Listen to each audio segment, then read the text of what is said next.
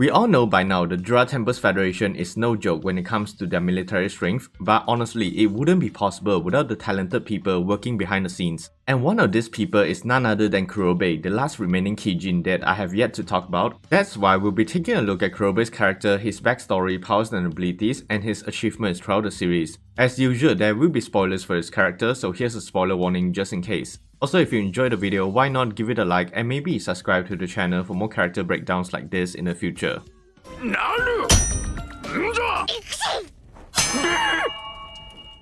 To start, before Kurobe joined Rimuru, he along with Benimaru and the others were part of the ogre village that lived in the Great Jura Forest. Initially, the ogres were pretty much the typical savage monsters that we would expect, but 400 years ago they encountered a group of injured warriors that came to their village. The ogres were against fighting the injured, so they took the warriors in, and to repay their kindness, the warriors taught the ogres the forging techniques from their homeland. Because the warriors were actually otherworlders from ancient Japan, the weapons and armors crafted were heavily influenced by their culture. And Kurobe was actually from a family of blacksmiths that learned their techniques, and he was the weapon master of the ogre village. But as we all know, the ogre village was eventually destroyed by the orcs, and he along with 5 other ogres were the only survivors. During their escape, they would encounter the goblin riders and they easily overpowered them, prompting Rimuru to come help. However, Rimuru managed to take down Kurobe and the others were soon taken out as well. Benimaru surrendered and they managed to clear up the misunderstanding, so Rimuru invited them back to the goblin village. Later, Rimuru decided to name all the ogres, making them the third group of monsters to be named by him. For Kurobe, his name was based off his black hair, and like the others, he managed to evolve into a Kijin. But because Kurobe wasn't really a fighter, he doesn't have a high magic level and only has a threat level of B after his evolution. He would acquire the unique skill Researcher, a skill that has somewhat similar effects to Rimuru's Predator, and it is geared towards the production of various types of items. There are 3 sub-skills, and the first one is called Fully Analysis, which allows him to analyze and research most of the objects that he comes into contact with, and after the analysis, if the required materials are present, he is able to create a copy of said item. Spatial Storage is another one of the sub-skills, and it works like Rimuru's stomach, allowing him to store any items in a sub-dimensional pocket that is only accessible to him. But there is a limit to the storage capacity. Then Transform Material is the last one, and it more or less functions like Rimuru's copy skill. This essentially allows him to change or alter the properties of the items he keeps inside of Spatial Storage, like if he has a large piece of scrap iron, he can simply transform it into solid ingots without needing to smelt and forge it. So besides that, he also possesses the extra skill Fire Manipulation, and this allows him to freely manipulate the element of fire or envelop any tools that he wants in fire. Then there's also Thermal Fluctuation Resistance, allowing him to resist any high or low temperatures. Both these skills and his unique skill are basically what allows him to be a top tier weaponsmith. After his evolution, Kurobe was introduced to Kijin, and the both of them would work together to produce new weapons for the village. Rimuru also officially appointed Kurobe as their dedicated weaponsmith, leaving all the weapon creation to him, while ideas for new projects will come from Rimuru or Kijin. He was even given his own personal workshop, and during the Orc disaster incident, Kurobe was responsible for arming their forces with new weapons and armors, and I'll talk about more of the things he created later. Anyways, when the Orc disaster was defeated, the Kijins officially joined Rimuru and Kurobe became part of the manufacturing department for the newly created Jura Tempest Federation. He would sometimes help with the research or assist in the production of certain materials and inventions developed by the research department. However, his main job is to produce all weapons used by the nation, and because he's the sole weaponsmith, Rimuru decided to hire some students to help lighten his workload, but it was mainly to cultivate more professional talent. Now, Kurobe was able to improve his skills when Rimuru awakened as a true Demon Lord because his unique skill Researcher evolved into the unique skill Godly Craftsman. This unique skill has the same sub-skills as Researcher, but the effects have been greatly enhanced. He was now capable of creating at least a rare grade item, and if he puts in serious effort, often it will even come out at the unique grade level. But besides that, Kurobe also evolved into a Fair Oni and raised his threat level to the Hazard class, although like I said, he doesn't really do much fighting. After his evolution, he showcased many of his creations during the Founders Festival, and they were later sold by different shops around Tempest depending on the quality. Additionally, some of his rare grade and above creations were showcased on the 95th floor of Ramorous' Labyrinth, and for truly exceptional ones, they were rented out to challengers. Also, almost all the drop items inside the labyrinth were created by him, and it mostly consisted of his failed or experimental works, but even then, they were still of high quality, being valued at above the rare grade. However, there are some good ones like the Ogre series that will grant users a special effect if they can collect a full set from the series. There was also the slaughtered weapons created by Kurobe. These weapons essentially have a number of holes on them, and when people insert special magic marbles that are imbued with the power of elemental spirits, they are able to grant the weapons specific magical properties, and it's said that depending on the right combinations, they can even rival legendary great weapons.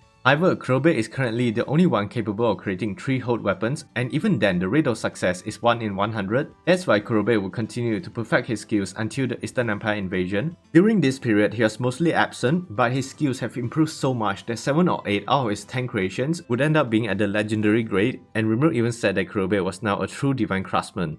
But anyways, that was basically Kurobe's story throughout the series, and even though he doesn't appear much, he still created a variety of powerful weapons and armors for many of the characters. So now I want to go over some of the most notable things that he managed to create throughout the series, and let me know in the comments down below which one of his creations are your favorite. Now let's start with the weapons that he created for Benimaru and the others when they were about to fight the Orc disaster. Kurobe created a long sword for Benimaru called Red Lotus, Hakuro received a long staff with a blade hidden inside, Soe was given a pair of ninja-style blades, and Kurobe created the great sword Gorikimaru for Shion. Apparently her weapon was the largest he has ever built, and Benimaru and Shion's weapons are actually one of the earliest unique grade equipment that he ever created. Another of his creation was the special sword that was given to Gopta for defeating Gabiru. The sword is capable of encasing itself in ice and can be used as a jagged frozen blade or launch it as an icicle lance, but Gopta can only use it once. Then the scabbard for the sword was also designed to be a weapon. The inside is lined with magic steel and electric wires, so when the scabbard is energized with dark thunder, the user can launch any projectile like a railgun, and this was supposedly the first known firearm in the Tensura world. The next thing that Kurobe created was the Great Sword Dragon Slayer, and this is another unique great item created by him. The weapon has 2 sides. One side is dedicated to slicing, while the other side is reinforced, so it can be used as a crushing weapon. Also, when they defeated Charybdis, they managed to gather a large quantity of his skills, and it was used by Kurobe to create various weapons like the Tempest Dagger. Another unique great weapon, and it was infused with wind magic to boost the holder's physical speed, and it was given to Guido. So moving on, after Rimuru fought Hinata for the second time, he realized he needed a stronger weapon, so Kurobe created a new black katana for him. This is currently his main weapon, and it reached the legendary grade after constant exposure to his magic kills. However, the weapon evolved again. This time the method turned into the Hihirokane and causing it to become a mythical grade weapon, really showing the quality of Kurobe's skills. Even some of his failed creations can end up being powerful equipment, like when he created the Cursed Sword and Cursed Armor. The Cursed Sword itself was able to absorb the surrounding and the holder's own life force, converting it into attack power, while the Cursed Armor would allow users to maintain a magic barrier that raises their endurance and magic defense, but again, it would absorb their life force. That's why it was deemed a failure, because no living beings could wield the items. But when Rimuru gave the items to the Death Paladin Albert, he was able to bring out their full potential, turning the special grade items into the level of unique grade after infusing them with his magic kills.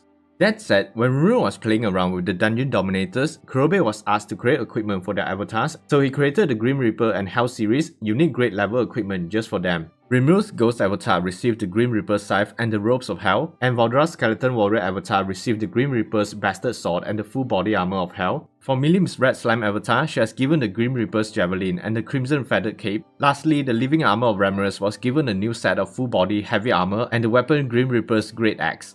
But anyways, some of Kurobe's most powerful creations came after the Eastern Empire invasion when they were preparing to face Phantom King Feltway and his forces. Some of this included Benimaru's Red Lotus, Shion's revised Gorikimaru, and Soe's twin ninja blades, but only Benimaru and Shion's weapons managed to turn into the mythical grade, while Soe's one was only able to acquire the legendary grade after the reforging done by Kurobe. Additionally, Gabiru's Vortex Spear was even reforged using Hihirokane, and it was reborn at a stage almost reaching the mythical grade level. Kurobe also helped King Gazer upgrade his sword, and it was reforged using Hihirokane too, so it's now likely at the mythical grade after the process. But besides that, 2 no-name swords that were at the legendary grade were created and given to Esprit and Veyron for the upcoming battle. The last notable weapon created by Kurobe was the one Rimuru had asked him to make for Hinata after a Moonlight Rapier was given to Chloe. The weapon is called Phantom Pain, a legendary grade rapier with the same ability as Dead End Rainbow, but it was more powerful. Instead of destroying the spiritual body on the 7th attack, it was capable of destroying even the astral body. With that, those are some of Kurobe's most notable creations, and despite not being a powerhouse like the other characters, he still plays a big role in the overall story simply because of his powerful creations, so I'm sure we'll see more of him in future volumes.